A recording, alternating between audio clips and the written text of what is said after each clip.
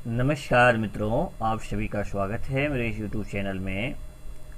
मित्रों, हम 11th JPSC को ध्यान में रखते हुए आज हम एक अखबार में आया हुआ जो टॉपिक है, उरांव समाज में स्वशासी व्यवस्था, बहुत इम्पॉर्टेंट टॉपिक है। बहुत ही इम्पॉर्टेंट टॉपिक है मित्रों, और निश्चित रूप से ये आपके लिए पीटी के लिए जो पेपर 2 आपका है उसमें निश्चित रूप से पूछा जाएगा। तो देखिए, ग्राम स्तरीय है, पढ़ा स्तरीय है और अंतर पढ़ा स्तरीय, ये तीनों को अभी हम लोग समझने का प्रयास करते हैं। देखिए, सबसे पहले आप ये समझ लीजिए, थोड़ा सा इसका बैकग्राउंड समझ लीजिए। बहुत बढ़िया एक टॉपिक दिया गया है और ये विनोबा भावे के पहले ये आपके कुलपति रह चुके हैं, डॉक्टर रविंद्र भगत, उन्हीं के द्वारा लिखा गया है। देखिए, लिखा हुआ है कि झारखंड एक आदिवासी बहुल राज्य है। इस राज्य का गठन आदिवासी के हितों की रक्षा एवं उसके सर्वांगीण विकास के उद्देश्य से किया गया है। बहुत बढ़िया।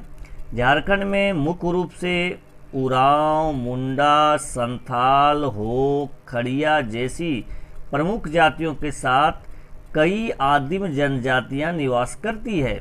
बिल्कुल, इन जातियों के बीच विभिन्न प्रकार की पारंपरिक स्वशासन पद्धति प्रचलित हैं।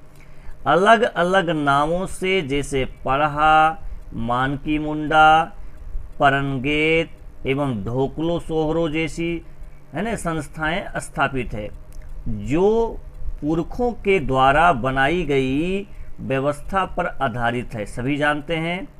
एवं समाज के, थोड़ा सा इसको ध्यान रखिएगा, एवं समाज के संचालन में महत्वपूर्ण भूमिका निभाते हैं। इन स्थापित संस्थानों के द्वारा सभी प्रकार के प्रशासनिक, धार्मिक, सामाजिक, आर्थिक एवं फौजदारी मामलों में न्यायपालिका की भूमिका निभाई जाती है। इससे भी निर्णय सामूहिक साझेदारी के आधार पर लोकतांत्रिक तरीके से गांवों के किसी सार्वजनिक स्थान या अखड़ा या बगीचे में बैठकर आयोजित कर लिए जाते हैं। देखिए, समाज का हर एक व्यक्ति इन निर्णयों को सहर्ष स्वीकार कर उनका सम्मान करते हुए इसका अनुपालन करते हैं।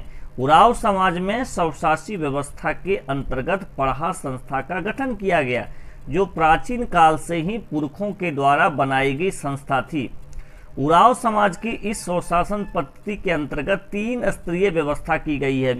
प्यारे स्टूडेंट्स, यहाँ देखिए 3 स्तरीय कौन है।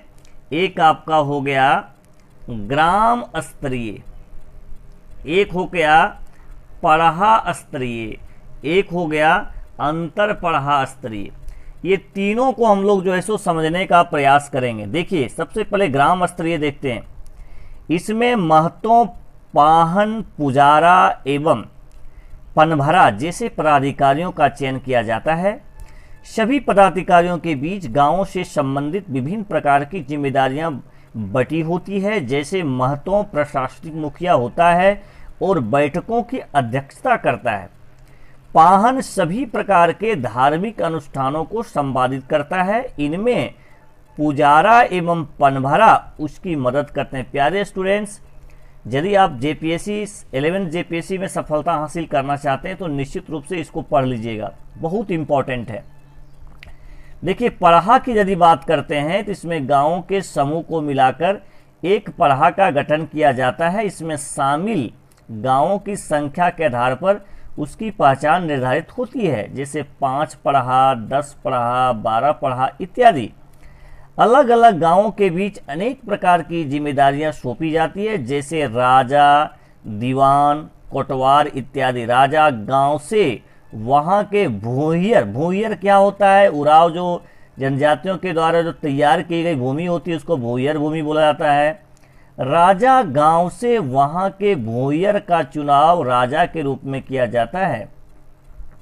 उसी प्रकार दीवान गांव राजा के सहयोग के लिए मंत्री का भूमिका निभाता है। उदाहरण स्वरूप जरिया कटरमाली 10 पढ़ा है, जिसमें विभिन्न प्रकार की जिम्मेदारियां निम्नांकित तरीके से बांटी गई है, जैसे कटरमाली राजा, सहेजा रानी, टेंगरिया दीवान, जरिया ठाकुर, हुलसी सिपाही, माशू लाल, मुंडामू खवास, डोला फूल सोसारी, काला ताबेर चिलम लदवा, खुर्द ताबेर जूता ढोने वाला। मतलब एक तरह से सबकी जिम्मेदारियां बांटी गई है।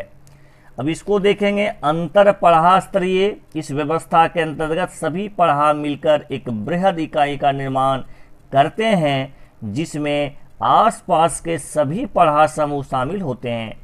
ग्राम स्तरीय मामले अपने गांव में महतों पाहन द्वारा गांव के लोगों के बीच बैठक आयोजित करके निपटाए जाते हैं। एक पढ़ा के 2 या 3 गांवों के बीच हुए विवादों का निपटारा उस पढ़ा में शामिल सभी गांवों के बैठक आयोजित कर किए जाते हैं। इस प्रकार 2 या 2 से अधिक पढ़ा के बीच हुए अंतर पढ़ा के मामले सभी पढ़ा समूह को मिलाकर निपटाए जाते हैं।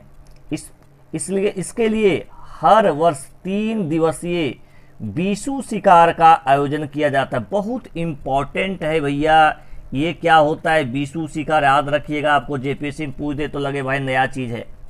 बीसू शिकार का आयोजन किया जाता है जो अलग अलग क्षेत्रों में जंगल के बीच आयोजित किए जाते हैं, जिसमें सभी पढ़ा गांव के सभी पुरुषों की सहभागिता होती है।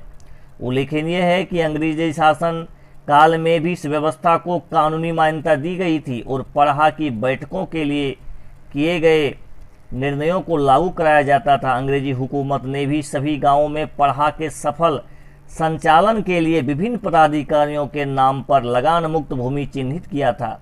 इसकी उपज से सभी पदाधिकारी पदधारी कार्यक्रमों में होने वाले खर्च की व्यवस्था करते थे।